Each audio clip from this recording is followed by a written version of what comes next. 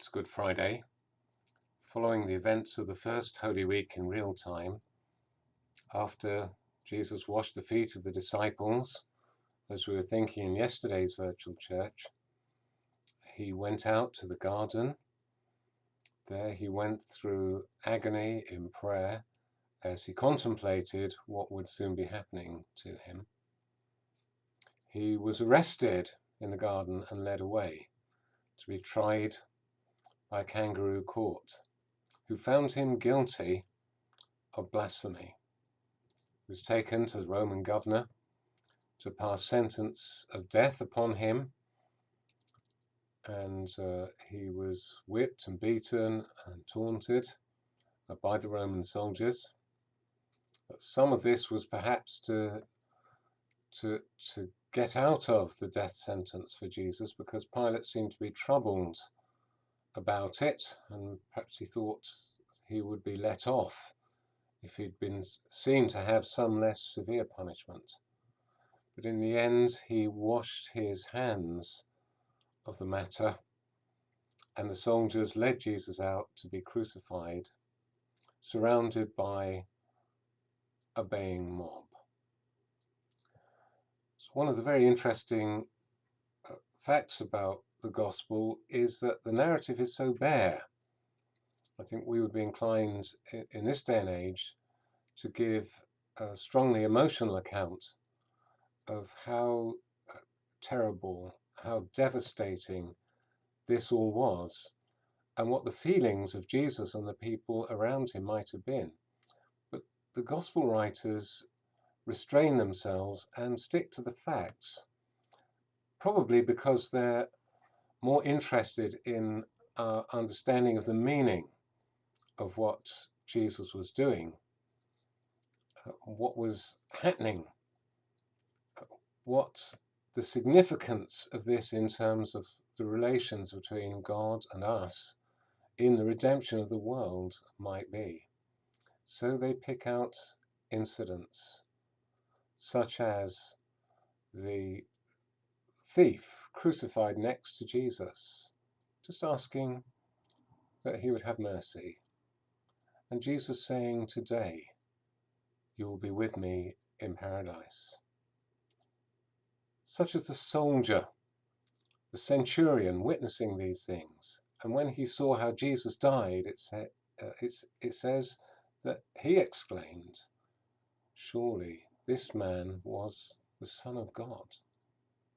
Or the ripping of the curtain in the temple from top to bottom, showing that barriers between God and us have been broken down in this momentous event.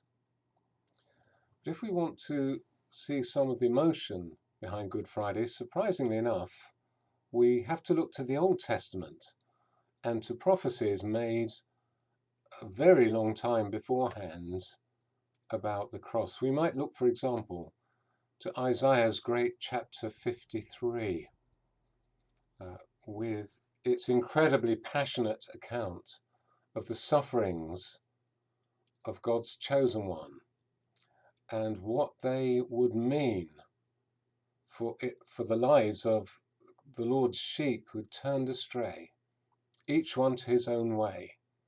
And yet God lays on this sacrificed servant the iniquities of us all. That was written 600 years before the time of Jesus. Or we might also turn to David, one of Jesus' titles, the Son of David. And it's very common to refer psalms written by David and the things that he had to say as predictions of the Messiah. So this is what David says in Psalm 22. As I read these words, my mind inevitably goes back to St. Michael's and our Good Friday reflections that we hold for an hour in that church. Afterwards, we strip the church bare of all decoration, all ornament, in mourning for our crucified Lord. And as we do it, someone reads out the words of Psalm 22. And as I read them now, I'd like you to just mentally tot up how many references there are in this prophecy, made roughly 1,000 years before the time of Jesus. How many references there are prophetically to what happened to Jesus on the cross.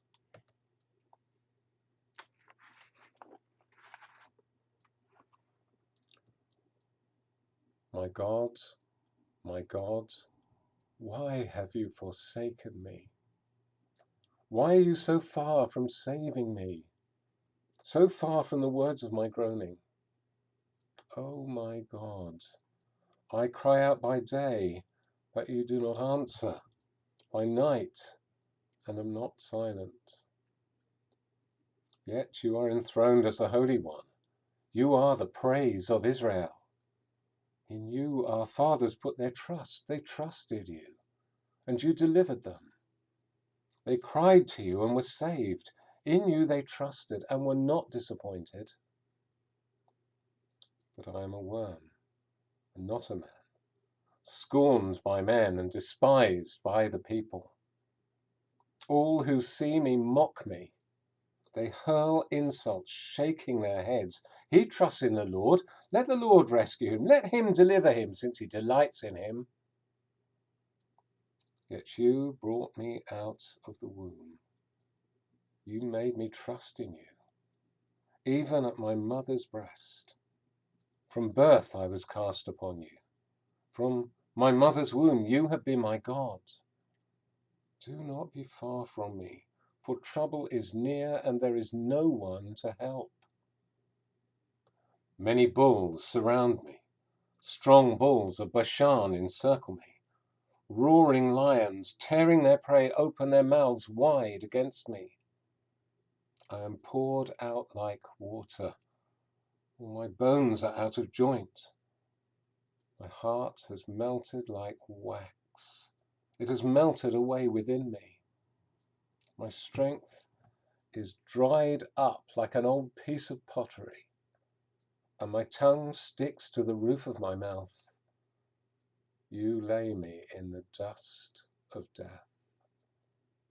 Dogs have surrounded me. A band of evil men has encircled me. They have pierced my hands and my feet.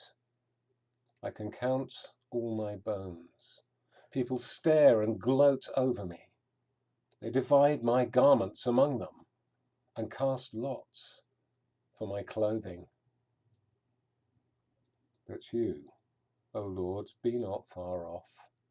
O my strength, come quickly to help me. Deliver my life from the sword, my precious life from the power of the dogs. Rescue me from the mouths of the lions. Save me from the horns of the wild oxen.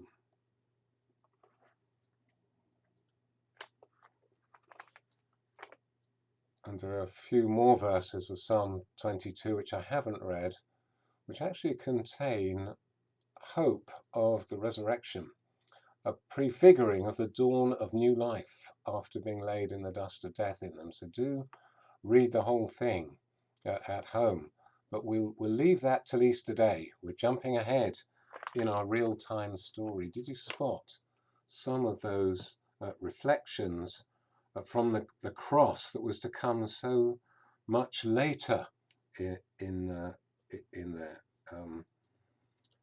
history?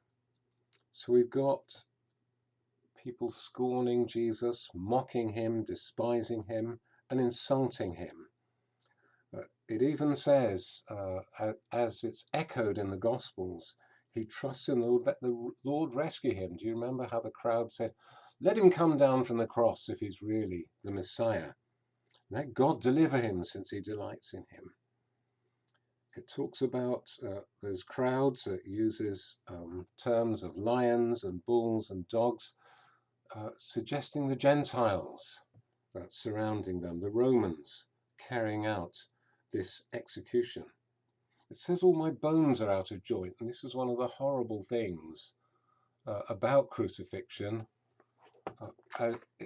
It pulled your shoulders out of joint as you were hanging there, And because you had to pull yourself up to breathe, eventually you would just die of suffocation and exhaustion up there on the cross.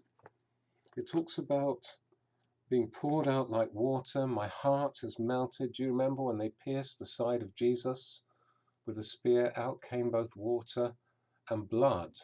And this was one of the signs to John in his gospel that Jesus was who he said he was. It talks about his thirst. Jesus says from the cross, I thirst.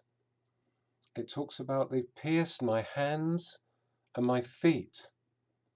They can count all my bones. Jesus was stripped naked to humiliate him when he was put on the cross. And it says, they divide my garments among them and cast lots for my clothing. But perhaps the most striking one of all is the very opening phrase of that psalm. My God, why have you forsaken me? Because, of course, Jesus cries this out on the cross. And this means he was deliberately quoting from this psalm as he was crucified, as the darkness came down over the whole land. And for those who had ears to hear, he was saying, by quoting this, that I am fulfilling this prophecy of my ancestor David. But he's saying more than that as well, because it's a common question. It's one that we all have when we go through difficulties. Maybe something that we feel as we go through isolation, lockdown, or maybe accompanying feelings of fear or anxiety or loneliness or some mixture of the three. Maybe if we hear about people we know who are ill and in danger, we sometimes say, where is God in all this? How could he allow this? And the really fascinating thing, if fascination is the right word for an experience that comes out of the most profound heartbreak, is that in Jesus, God has been there too. We can't give glib answers to the question of suffering, because as Jesus was nailed helpless there to the cross, he didn't give out glib answers either. He asked the question, why have you forsaken me? And that for me is the deepest comfort of the cross, that God gets it. He understands what we're going through. He experiences our sorrow and our pain.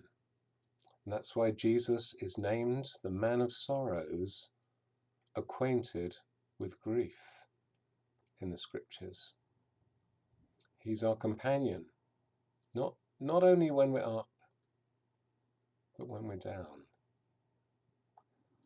And that is my answer when people say, obviously there's a lot of atheism and agnosticism in our culture at the moment.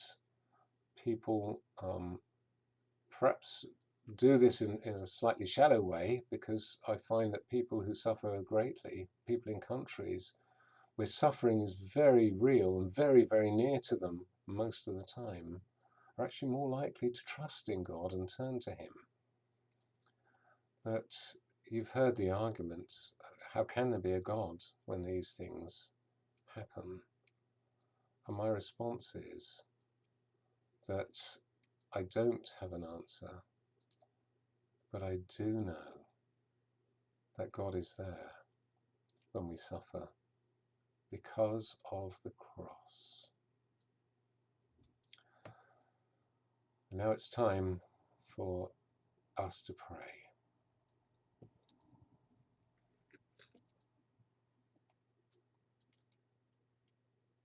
Man of sorrows, acquainted with grief, please walk with us in our struggles.